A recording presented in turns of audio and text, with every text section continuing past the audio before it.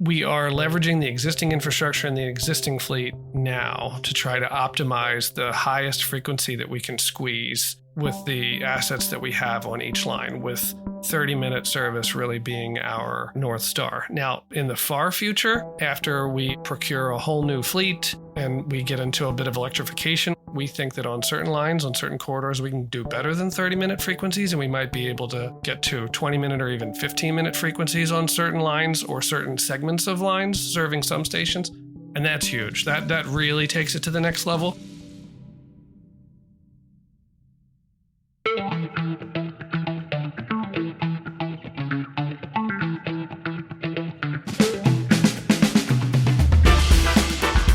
Welcome back to Spilling the Tea, where we bring you the latest insights on the MBTA.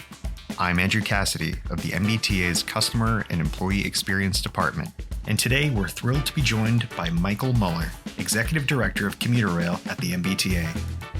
Michael has been instrumental in guiding the transformation of the MBTA's commuter rail system post-pandemic, with a focus on innovation, sustainability, and customer experience.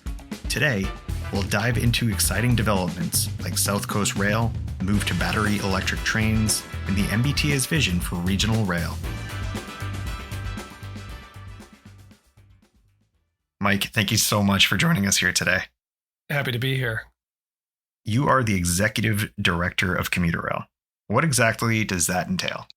So that makes me responsible for the entirety of the whole commuter rail system, the commuter rail contract, the service, the operation, all aspects of the commuter rail as a mode. So that means like day-to-day operations oversight, the capital program, basically the primary representative of the customer in terms of managing the contract with Keolis. And then in addition to that, in sort of like an oddity, the commuter rail department has historically been responsible for overseeing the ferry contracts as well. So even though my title just really includes commuter rail, myself and all of my predecessors have been responsible for the ferry operation as well. So you threw out some names there, and I know they come up in the news and people hear them. You hear Keolis, you hear commuter rail, you hear MBTA. Yes. Can you just explain for our listeners, and maybe even myself, what the delineation of responsibility and how those individual organizations interact? Absolutely. Yeah, this is a common question that we get. So the MBTA owns all of the commuter rail assets, the railroad assets. So the trains, the tracks, the stations, bridges, culverts, anything that's an asset on our system, rolling stock infrastructure, is owned by the MBTA. The service is provided by a contract operator. So just a little bit of history here. The commuter rail service in Massachusetts was originally operated by freight railroads that also offered passenger rail. One of them was the Boston and Maine Railroad, locally known as the B&M.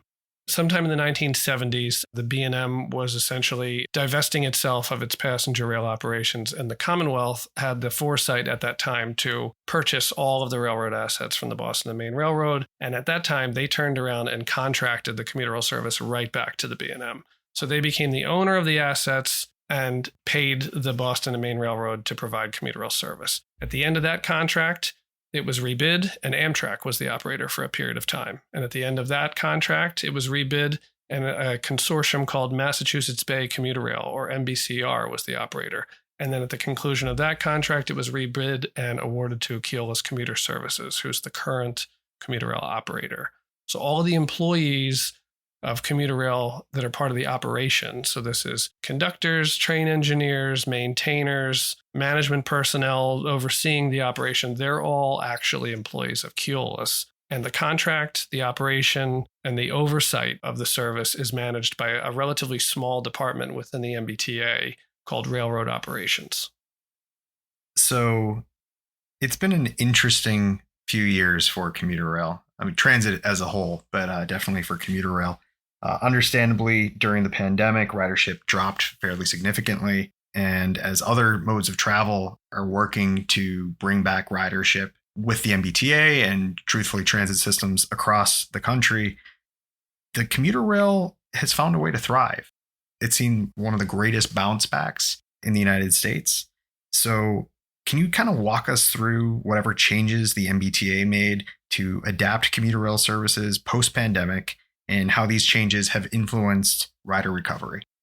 Sure. So this is Big question. It is a big question. So, and you hit the nail on the head. I think this is still current, but I think we have had the strongest ridership recovery as a percentage of pre-pandemic ridership compared to any of our peer commuter rail systems in the nation, which is really exciting.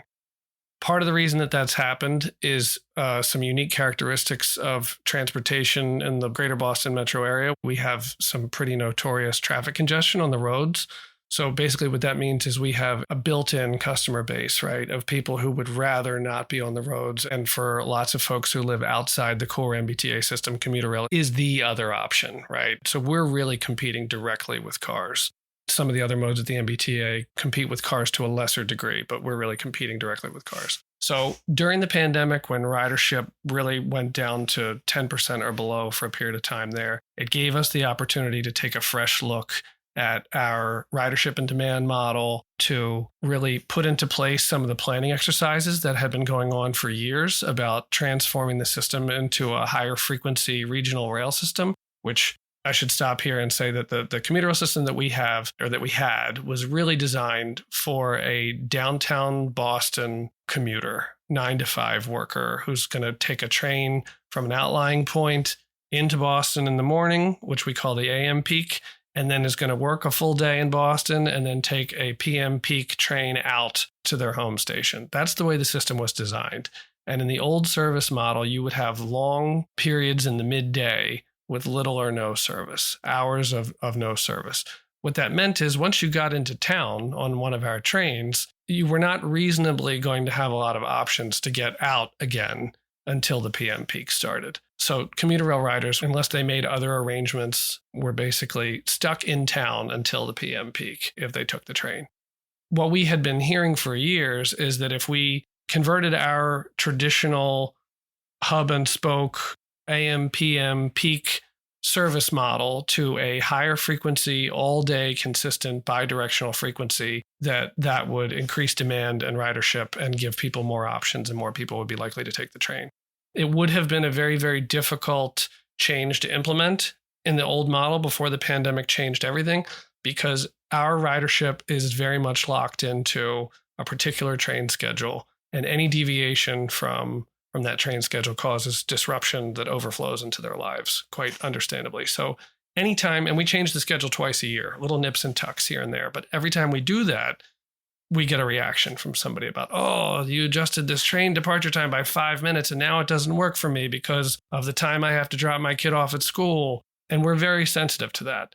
The pandemic provided this rare opportunity, since no one was riding except for 10% of our ridership who were essential workers who relied on the service. But it gave us an opportunity to implement some of those changes we wanted to initiate and think about the service differently and start addressing some of that latent demand that we knew was there in the midday, in the late night, and in what we call the shoulder peak periods. So not quite in the peak of the peak, but right on the edge of the peak, the later part of the morning and the earlier part of the afternoon, where we knew some of our commuters wanted some more options.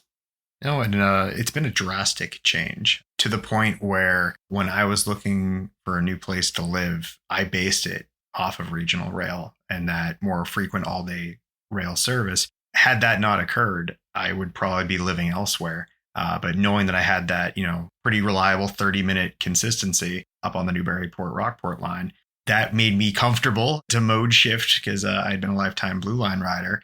Right. You're a great example of sort of the target rider for this new regional rail frequency. Mission accomplished. So you mentioned that during the pandemic, commuter rail ridership was, I think you said, around 10%. Where are we now?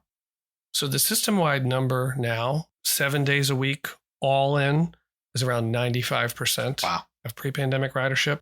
Now you can slice that and dice that in a number of ways. The strongest ridership recovery that we've had is actually on the weekends, where it's over 150% of pre-COVID service. And there's lots of theories about why that is, about what sort of happened to our collective psyche during the pandemic and people wanting to be out and about more. And so we're seeing a lot of demand for weekend frequency and weekend trips. The other thing that's helping, of course, is our $10 weekend pass product, which for any adult You can pay $10 and ride as many times as you want for the whole weekend, and you can bring 2 kids for free. So I use it with my family. Yep. We see a lot of families taking advantage of the $10 weekend pass to go places all over the Commonwealth on the weekend. During the weekdays, so if you think about like the traditional commuter side of the commuter rail, we're around between 85 and 90% of pre-pandemic, depending on the season. There is some seasonality in there. But right now we're hovering around 90% of pre-pandemic ridership on the weekdays. So you've emphasized the importance of all-day consistency and the shift towards regional rail. How do you envision the future of the MBTA's commuter rail system? What milestones should we look forward to? This feels like a step one in a brand new direction post-COVID. And I guess for those curious, what's step 2? So what we're really working towards is a 30-minute frequency in both directions all day on all lines. Now, in our system, each line is different. It has different physical characteristics, different geographies, obviously, different lengths, different availability of power infrastructure. So we're going to have to treat every line differently, and we're going to eat this elephant one line at a time, right? But we are leveraging the existing infrastructure and the existing fleet now to try to optimize the highest frequency that we can squeeze with the assets that we have on each line, with 30-minute service really being our North Star. Now, in the far future, after we procure a whole new fleet and we get into a bit of electrification, which I'll touch on in a second, we think that on certain lines, on certain corridors, we can do better than 30-minute frequencies, and we might be able to get to 20-minute or even 15-minute frequencies on certain lines or certain segments of lines serving some stations. And that's huge. That really takes it to the next level. But for some lines, we know based on the limitations of the right-of-way and some of the residential density that the best that we could do in some places is going to be 30 minutes, but that's also pretty good. So we're working in an incremental way towards 30-minute frequency. We have a few lines that already have that, which is great, and we're addressing it line by line. But really, in order to unlock the full potential of regional rail and take it to the next level, we need to look into electrification. And there are some rolling stock implications and some infrastructure implications, which are expensive and will take some time, but we're on our way. This is probably a good segue into the battery electric. Yeah, I was just going to ask you. So I guess let's compartmentalize that. Yeah. I'm already at the edge of my seat, but let's talk first, I guess, about the Fairmount line. It saw some pretty significant growth, and it's getting more frequent service, increased ridership. What lessons are being learned here? And I guess, how does that play into the introduction of battery electric trains to kind of power that line? Some key lessons there are that the Fairmount line proves the principle that ridership will follow increases in frequency. When we first added the Fairmount line to the commuter rail system some years ago, it was a very infrequent service, again, with some pretty big gaps in the midday. And I think the thinking was that we could induce some modal shift from the transit users in the community that were using other modes, including the bus system, that they could come over to the commuter rail for a faster ride to downtown. And it was a very slow growing ridership. It was not really happening at the pace that I think a lot of folks would have liked to have seen. And there were questions about whether or not we were utilizing the asset of the Fairmount line to the fullest. All along, though, you had the community and community advocates in the city of Boston and rail advocates saying, if you increase the frequency, the ridership will grow. And so in an incremental way, over the last few years, we've done that. We first increased the frequency to trains every 45 minutes. We did that first as a pilot, and then we made it permanent in 2022, and the ridership responded. And we said, if we build on this, the ridership is going to respond again. And it happened. Just in the fall of 2023, we increased the frequency to 30 minutes. And the ridership, again, has responded in a big way. The other bit is the Fairmount line serves a number of environmental justice communities. You have our diesel-powered trains moving through those residential communities now with great frequency. And there are some impacts in terms of noise pollution, but also air pollution that comes from diesel trains that it's pretty well understood throughout the rail industry that for those communities, really the best solution is an electric-powered service. So that really was the driving force behind starting with the Fairmount line for the battery electric service. Makes a lot of sense. So I think you started getting into it, obviously, a far cleaner alternative to our existing diesel fleet. But what are some of the other key benefits of these battery electric trains? And what are the plans, or how could this technology that's going to start on the Fairmont line be potentially scaled to go to other lines of the commuter rail? So this new kind of technology will be shorter train sets. So we're looking at 4-car train sets that operate at a higher frequency. So even though we won't be operating at rapid transit-like frequencies, it is comparable to a rapid transit-like service. It will have that feel. Battery electric vehicles enable faster acceleration and braking, which makes it a much more efficient way to operate service. And so we'll be looking to roll that out and expand that to other lines where that kind of service frequency and that service model makes sense. So one of the first places we're looking at is another environmental justice corridor in our system, which is the first stretch of the Newburyport-Rockport line that runs from North Station through Chelsea, Lynn, Salem, and into Beverly. And Beverly is really an ideal place on that line to turn trains. It's also one of the highest ridership stations on the line, as is Salem. So that's a really ideal place to implement this kind of, you might call it an urban rail style electrified service. Amazing. Even more good things to look forward to. So beyond service improvements, which obviously are bountiful and definitely have us eager for, what are some of the environmental benefits of going in the electrification and battery route? So I think the most obvious environmental benefit of electrification is the elimination of diesel emissions from our trains. So on any corridor where we're replacing diesel-powered service with battery electric service or electric service, those communities and the surrounding environment will not experience the CO2 emissions that are currently generated by the diesel-powered trains. In addition, we often hear from abutters on every line on the railroad about noise, vibration, and other externalities generated by the diesel-powered railroad. Battery electric trains will eliminate those as well. They're very, very quiet. It's a much smoother ride. So it's a tremendous benefit to the communities and then also to the environment. When can our riders expect the first battery electric trains to start rolling in? So for the Fairmount line, the battery electric trains will start arriving here to the MBTA in 2027. They'll go through an acceptance and testing process, and we expect to have them in revenue service for passengers in 2028 on the Fairmount line. So this plays into a larger conversation about electrification surrounding the MBTA commuter rail system. There's been calls, I think, since I've been at the MBTA for electrification of the system as a whole to give that truly rapid transit ability to a much larger, wider group of municipalities. When the battery electric piece was announced, though, I do remember a couple of individuals, just because, again, I see all those rider comments. Some people thought this was in place of electrification, or somehow it would either slow or just negate it down the road. Do you see that as the case, or is this just, again, kind of a step in that direction with longer, larger plans ahead? It is definitely a step in that direction. This is actually our electrification strategy. So full system-wide electrification, the traditional tried and true model has been overhead catenary wires, which is what we use on our Green Line. There are other railroads in the United States, including Amtrak, that operate their entire system with miles and miles and miles of overhead catenary wires, the full length of the railroad. And that's the traditional way of electrification, using electric vehicles that use a pantograph to take energy from the catenary. Implementing that kind of electrification on our system, we have 600 miles of track, would be billions and billions and billions of dollars and take a very long time to add that kind of infrastructure system-wide.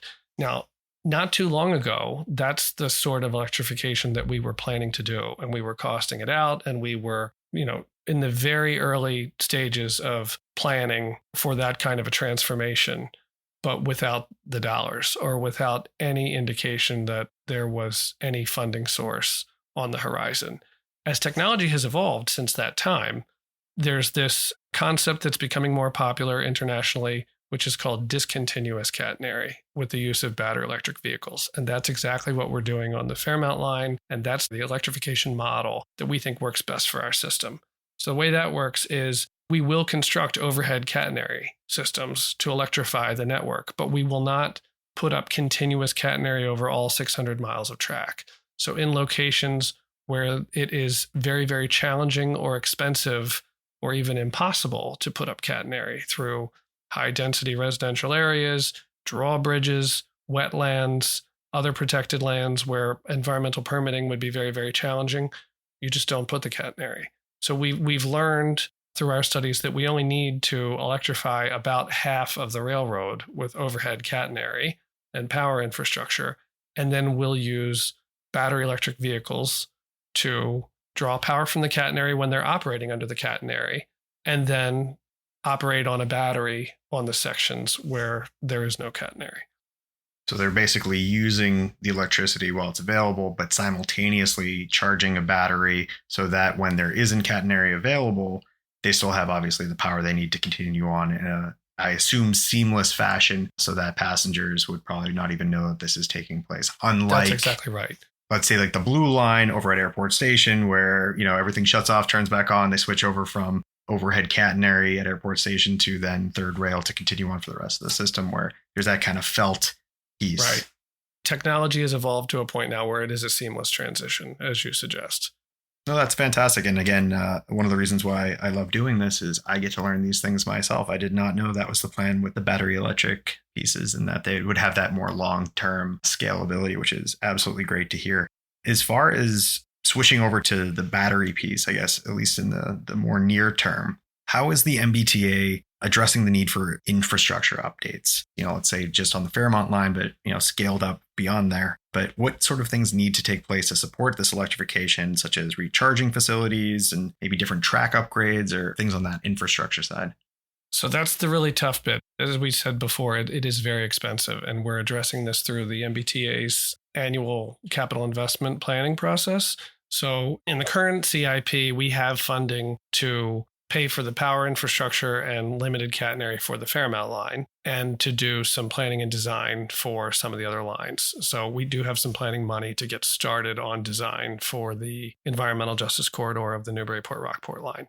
In the coming CIP, we've submitted a funding request for the full cost of the electrification and power infrastructure for that corridor on the Newburyport-Rockport line. So it'll have to go through the same sort of capital funding prioritization process that all the other modes and programs for the MBTA go through. And we'll be optimistic that we're able to get the funding we need to electrify another line in the coming years. At the same time as this program and the sort of regional rail vision for commuter rail gains a lot of momentum and a lot of attention from stakeholders, we are going to apply for any federal grants and would welcome any funding dedicated to regional rail. Hopefully someone with deep pockets is listening to this podcast and willing to support it. So kind of looking at the now and what riders are experiencing right now, I do have a question regarding the implementation of both PTC and ATC, so positive train control and automatic train control. And I guess they've been seen as game changers, but I would really like to get your perspective on A, I guess, what are the difference between those two services, and B, how they're being utilized right now. So positive train control is a federally mandated anti-collision system. There was legislation passed probably more than 10 years ago requiring all commuter railroads in the country, and freight railroads as well, actually, to adopt positive train control. Without going into the details of the technology and how it works, it basically will prevent trains operating on the same tracks from colliding. And it does that using signal technology that's not dissimilar from what the kind of technology that's been in place on the MBTA subway systems for many years. Basically, trains occupy a signal block, and the system will stop the train if it tries to enter a signal block occupied by another train. That's the way positive train control works. And we will have completely implemented the positive train control and automatic train control system for the MBTA commuter rail system by the end of this calendar year. Oh, wow. So we're on track to do that. The program will be completed. Automatic train control is a key component of positive train control, and that really has to do with governing the speed of the train. So every segment of track on the system has a maximum authorized speed, and the maximum authorized speed is keyed into the signal system for every single one of those segments of track, and automatic train control will not allow the train to operate above the maximum authorized speed. Again, two things that you will probably not notice as a passenger, but that are working behind the scenes to keep you safe. So that's great to hear that everything's well underway and on track for being fully implemented by the end of the year. So everything seems to be going fairly well for the commuter rail. However, I do know that every now and then, as a commuter rail rider myself, there are sometimes both equipment and personnel shortages. Can you speak to that? Sure. And I'll start with some of the staffing shortages that we deal with sometimes. So as ridership has come back in a big way, the fastest recovery in the nation, that means that we need more staff to manage the ridership. Contractually, there's a link between the staffing and the ridership. And just as other sectors, including the MBTA, have struggled with hiring and recruitment to stay ahead of attrition, so has the commuter rail. So we are in the process of adding more classes of conductors and assistant conductors and really trying to meet that demand. But in the meantime, as we go through that process, we do experience some staffing shortages that can cause longer dwell times at stations. And unfortunately, in some circumstances, it has resulted in canceled trains. But we're working through it. We work very closely with Keolis on managing staffing levels and monitoring the effects of staffing on service. And so that's going to be an ongoing challenge, but we are well on our way. And then in terms of the equipment, I'll link this back to the conversation we had a little while ago about the fleet of the future. The current fleet, the legacy fleet, if you will, the diesel-powered locomotive push-pull consists, they are old and in some cases very tired. They've gone through several rounds of overhauls over the years. We have one of our older fleets that's still going through an overhaul process. Our youngest fleet of diesel locomotives, which was new in 2015, is going to be due for their own midlife overhaul in the next couple of years. And they are our reliable plow horses, but this is the fleet that we have to keep operating until we get to the future fleet, the battery electric fleet of the future. And so as these assets age, the maintenance required increases and in some cases becomes more challenging when you think about supply chain and parts and just the general life cycle maintenance of these assets as they age becomes more and more taxing on the fleet. So we are managing through it as best we can. We actually, in the last several years, had the fewest delays caused by mechanical failures, and we were trending in the right direction. And just this summer, as if we were overdue for problems, we ran into a rough patch where day to day for the last several weeks, it has been tight on locomotive availability. But there is a light at the end of the tunnel, and we are working through it. Again, working very closely with Keolis to address these issues as they arise and help where we can. After all, we do own the assets, and where capital investments are needed, that's the responsibility of the MBTA, and we address that through the CIP. But as of today, the fleet posture is a lot better than it was yesterday and the day before that, which is very encouraging. But we do recognize the inconvenience it causes customers whenever trains are delayed or canceled because of staffing or mechanical issues with the fleet. And my number one concern after safety, of course, is reliability of the service. It's something we're focused on like a laser every day. The name South Coast Rail has been talked about for quite some time now. I've seen it on the side of trains. I've seen meetings come up about it. South Coast Rail is coming. The long-awaited extension to Fall River and New Bedford and some other South Coast communities is coming in spring of 2025. So this has been a long time coming. It's something that's been promised by a number of gubernatorial administrations in the Commonwealth, and we are as close to the finish line as we've ever been. As a matter of fact, just a few days ago, I had the privilege of riding an inspection train along with the general manager and some elected officials from South Station to Middleborough, and then on from Middleborough to Fall River and New Bedford, and then back to Taunton, where we had a public meeting where the general manager presented the timeline for the rest of the South Coast Rail project. We will be delivering South Coast Rail for revenue service in spring of 2025. And that's a fairly significant expansion of our network that'll include quite a few different municipalities and provide that service to obviously commuter rail, but then just the greater network as a whole. Yes, it's a huge expansion. It actually will create a whole new territory for the commuter rail system. We currently operate with a north side territory and a south side territory. It won't change the north side territory, but we'll be dividing the South Side territory. East and West. Right. Essentially, there'll be an Old Colony and South Coast territory, and then the rest of the South. Oh, that's incredible. It's always good to have some form of public transportation to get you where you need to go. And with all of the positive things happening with Commuter Rail right now, it's probably a very welcome service to be able to avoid getting on 93 North or whatever unfortunate scape of an existence being in traffic is, and have that Commuter Rail alternative. Beyond going to the office, though, obviously Commuter Rail is used for more leisurely activities, one of which I'd say is just around the corner with Salem and Haunted Happenings. I'm already seeing the posters on board all of the different Commuter Rail trains on the Newburyport-Rockport line telling people to, get their palms read and go to haunted houses and things of that nature. What is the Halloween experience like for Commuter Rail? So this has been one of the biggest seasonal events for us for many years. As your listeners probably know, the Haunted Happenings events in Salem last the entire month of October. And traditionally, the enhanced Commuter Rail service that we've offered has really been around weekends leading up to Halloween.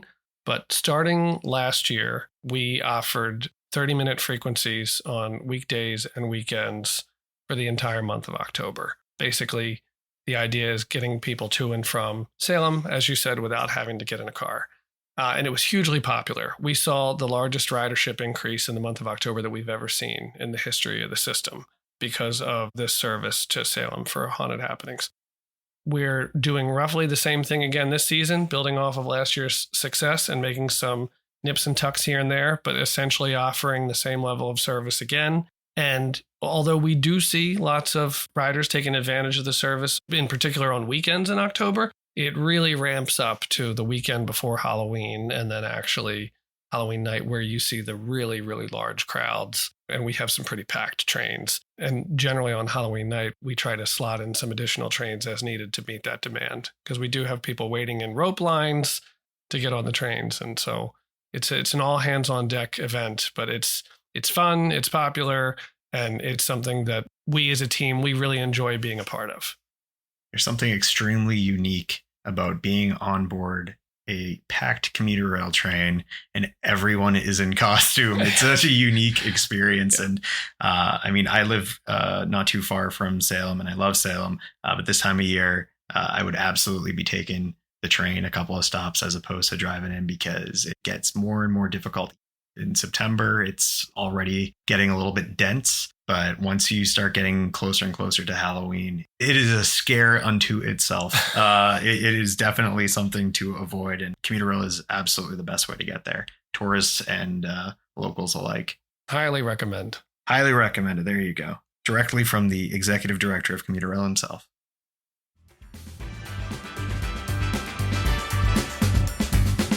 That's a wrap for today's episode of Spilling the Tea.